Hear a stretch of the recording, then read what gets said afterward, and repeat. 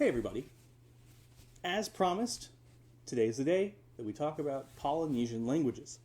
If you haven't seen my Austronesian video, go watch that. It happened last week. Should be last week when I do this. I'm going to plan it that way. The Polynesian peoples started spreading into the Pacific about 1000 BC. They started with Tonga and then continued all the way through the Polynesian Triangle, which goes up to Hawaii, down to Easter Island, and over to New Zealand's top island.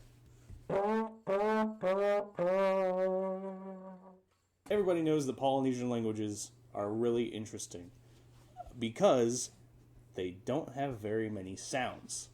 So, first thing anybody knows about Polynesian languages is Hawaiian literally has 13 letters. 13 letters to represent the whole language. That's half of them. However, what people don't usually talk about is how Hawaiian plays with vowel length as well as a little bit with tone, and actually gives it a lot more phonemes depending on how you define the phonemes. It has up to 25 vowels, which would give it 33 phonemes, which is still less than English, but a lot more than 13. Another interesting piece about Polynesian grammar is they have two forms of possession. So in English, we just have my, your, his, her, etc. But in Polynesian, they have alienable possession and inalienable possession. Alienable possession is how you talk about things that you have to obtain and can be taken away from you. And then inalienable possession is things that are just inherently yours. So, for example, my arm is inalienable. Unless you cut off my arm, please don't. This pencil is alienable.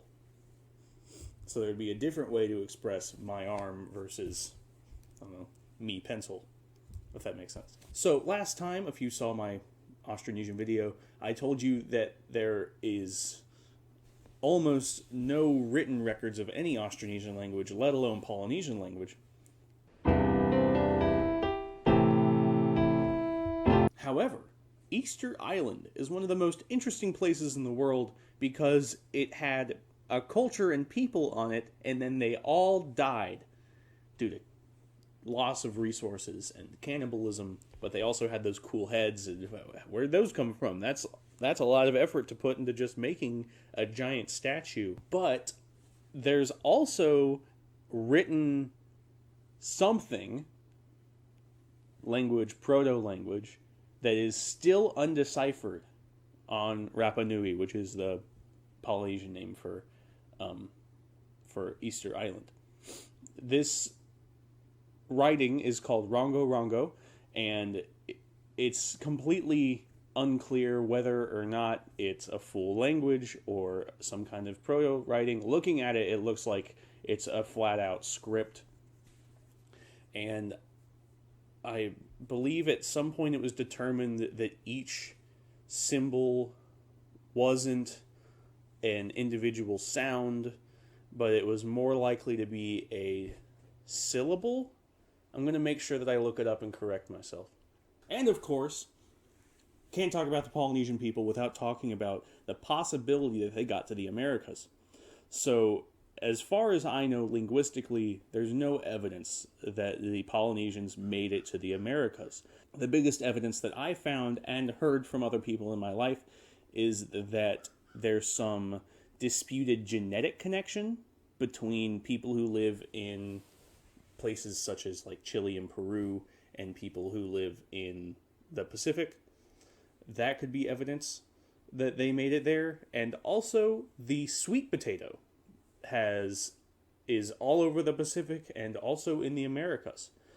Now, I'm not a botanist. I know there's a lot of edible tubers in the world.